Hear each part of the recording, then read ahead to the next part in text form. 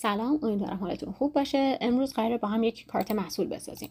خروجی کار ما قراره این شکلی باشه. این کارت محصول ما شامل 2 تا بخش هست. قسمت بالا عکس و یه سری دایره رنگی که مشخص کننده تنوع رنگی محصول هستن. قسمت پایین هم اطلاعات محصول و دکمه سبد خرید، افزودن به سبد خرید. خب برای این کار من قراره که از بوت استرپ 5 استفاده کنم. بنابراین اول میرم CDN بوت استرپ رو قسمت هد اضافه میکنم. میایم داخل بادی و دقیقا به همون شکل که گفتم دیپ ها رو قرار میدیم. دیو اصلی ما که همون کاردمون هست، از کلاس کارد استفاده میکنم.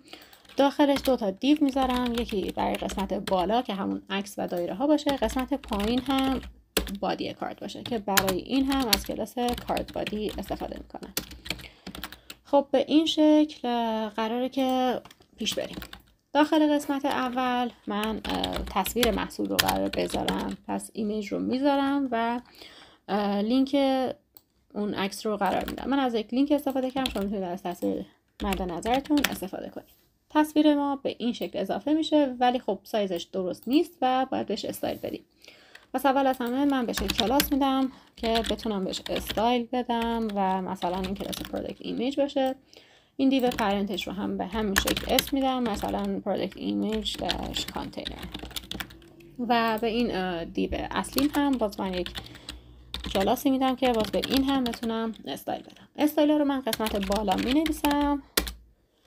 خب اول از همه میریم سراغ همین پروداکت کاردمون. من میخوام به شکل استایل بدم، اونم این که ماکس وید برش تعیین میکنم، مثلا 300 پیکسل باشه. و برای این قسمت کانتینر هم بازی استایل میخوام بدم، اونم که میخوام برش ارتفاع تعیین کنم که ارتفاعش هم 300 پیکسل باشه. و در نهایت میخوام که برای این در واقع تصویر یه استایل بدم. استایل تصویر من چیه؟ استایلش اینه که من میخوام این تصویر در واقع داخل اون دیوی قرار گرفته 100% فضا رو کاور کنه. پس میام بهش عرض و ارتفاع 100% رو میدم و در نهایت آبجکتیو کاور رو میدم و به این شکل در میاد. حالا برای اینکه بهتر ببینیمش من یه سری استایل به بادی میدم که در واقع این وسط صفحه قرار بگیره و بتونیم راحت‌تر ببینیمش. برای این کار من استایلی که به بادی میدم در واقع یک دیسپلی هستش، فلکس میذارم و justify content center و در واقع align item با سنتر میدم، میاد وسط و یه دونه هایت هم تعریف میکنم 100 و این میاد وسط صفحه و خب اینجوری بهتر شد. خب باز برمیگردیم به همین کارت و یک سری استایل های دیگه میدیم. مثلا من میخوام این بوردر این کارت رو حذف کنم، پس میام اینجا بوردرش رو در واقع نان میدم و خب بوردرش حذف میشه و در عوض میخوام بهش یه باکس شادو بدم که یک مقدار حالت برجستگی داشته باشه. پس میام اینجا و شادویی که میدم مثلا 3 پیکسل 10 پیکسل و RGBA مثلا 0 و 900. به این شکل یک مقدار در واقع شادو میگیره. عکس رو اوکی کردیم، میریم سراغ قسمت دایره ها. برای دایره ها باز من برمیگردم سراغ همین قسمت دیو بالایی، داخلش یه دونه دیو میذارم که قراره اون دایره ها داخلش بشه. برای دایره ها اسپن میذارم، استایل بهشون میدم، بهشون بک‌گراند کالر میدم، مثلا رنگ مشکی رو میدم. یه کلاس هم میدم که بعد بتونم بهش استایل های مد نظرم رو بدم، مثلا آبشه.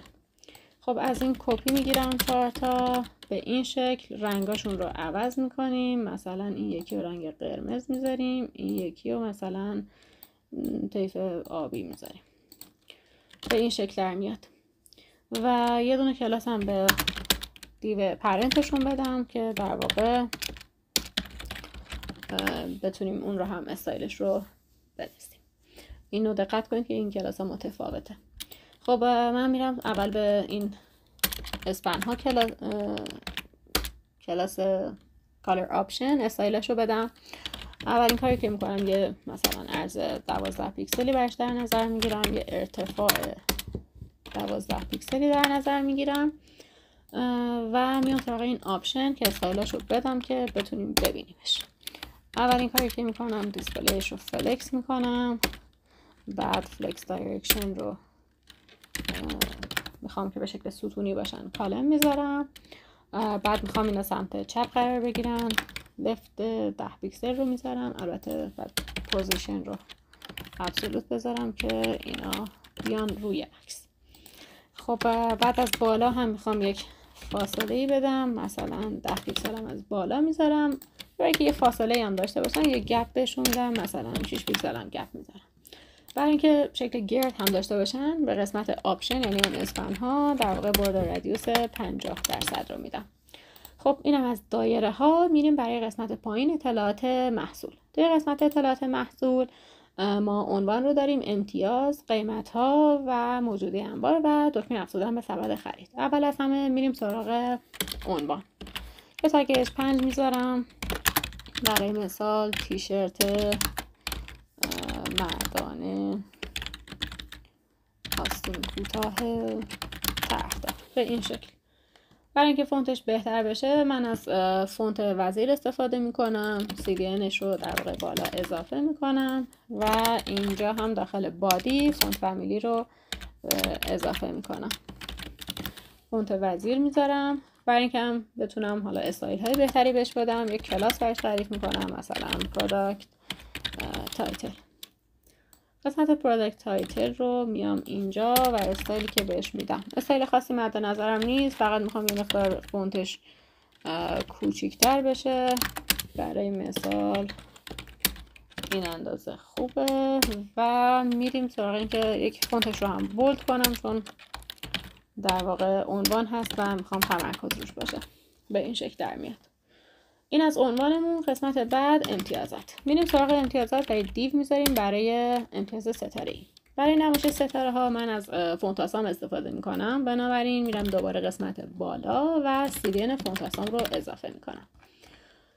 برمیگردم قسمت دیو مربوط به امتیازات و از آی استفاده میکنم. کلاس استار رو من میخوام استفاده کنم که ستاره ها رو برام رسم کنه. خب این یه دونه ازش کپی میگیرم، 5 تا میذارم. اگر خواستیم که نصفه هم باشه به این شکل 7 8. به این شکل میتونیم امتیاز نیم رو نمایش بدیم. برای اینکه هم رنگش رو عوض کنیم من اینجا کافیه که در واقع تکست وارنینگ اضافه کنم که رنگش زرد میشه. و برای اینکه حالا عدد رو هم نمایش بدیم میتونیم یه اسپم بذاریم اینجا و عدد 4.5 رو مثلا نمایش بدیم. 4.5 امتیاز. رنگش رو هم میتونیم عوض کنیم، مثلا میوت باشه، تکست توسی بشه و یه کلاس اسمال هم میتونیم بهش بدیم که مقدار کوچیک تر باشه.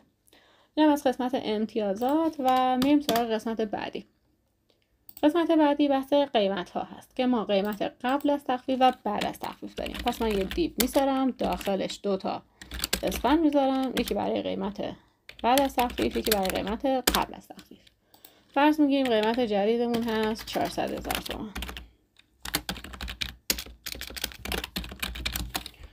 و در نهایت قیمت قبلمون هم فرض میگیریم بوده 450 تومان.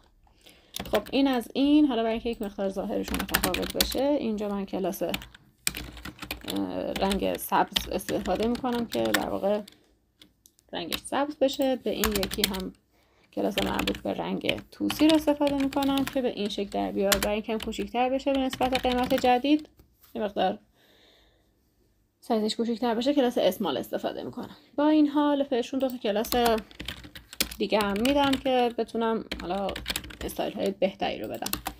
بدونم اولد پرایس میذارم برای کلاس قبلی، کارنت پرایس یعنی قیمت بعد از تخفیف و قیمت جدیدمون رو میام اینجا و استایلی که بهش میدم میخوام بولدش کنم که حالا بیشتر دیده بشه. برای قبلی هم یعنی قیمت قبل هم استایل خاصی مد نظرم نیست، صرفا میخوام که روش یک خطی داشته باشه که مشخص کنه در واقع این حالا قیمت قبل از تخفیف هست که به این شکل در میاد.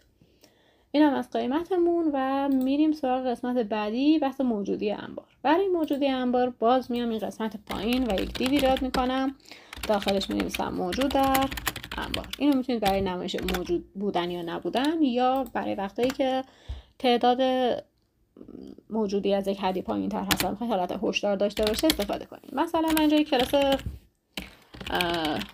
برای رنگ قرمز استفاده میکنم، یادم که استثمال استفاده میکنم برای اینکه در واقع یک مقدار سایزش کوچیک‌تر بشه. برای اینکه ظاهر بهتری داشته باشه یک آیکون هم کنارش استفاده میکنم. باز از همون آیکون های فونتاسام استفاده میکنم. برای مثال از باکس اوپن که یک جعبه باز باشه به این شکل در میاد.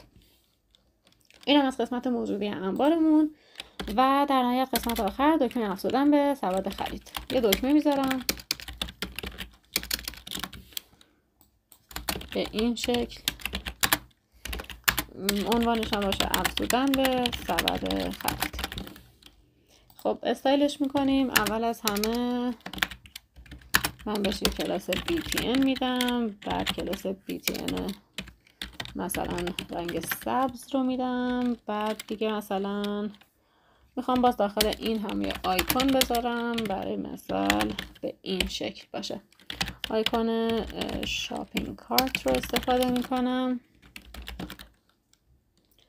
خب اینم از دکمه. حالا میخوام که در واقع این رو ارزش رو 100% کنم، پس میام یک کلاس برش تعریف میکنم و این کلاس رو در قسمت استایل مورد نظرم رو میدم، برای مثال ارز 100% باشه.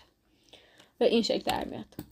و حالا اگر بخوایم یک مقدار اینها رو هم فاصله بدیم که حالا اون زیبایی ظاهری بهتری داشته باشن، میتونیم به اینها کلاس مارجین باتن بدیم و این فاصله رو ایجاد کنیم. برای هر کدومشون که مد نظر باشه میتونیم این رو بذاریم. مثلا برای این قسمت همچنین این قسمت میتونیم این رو اضافه کنیم. خب اینم طرح نهایی ما. امیدوارم که از این آموزش استفاده کنید و نظری داشتید توی کامنت ها بهم بگید.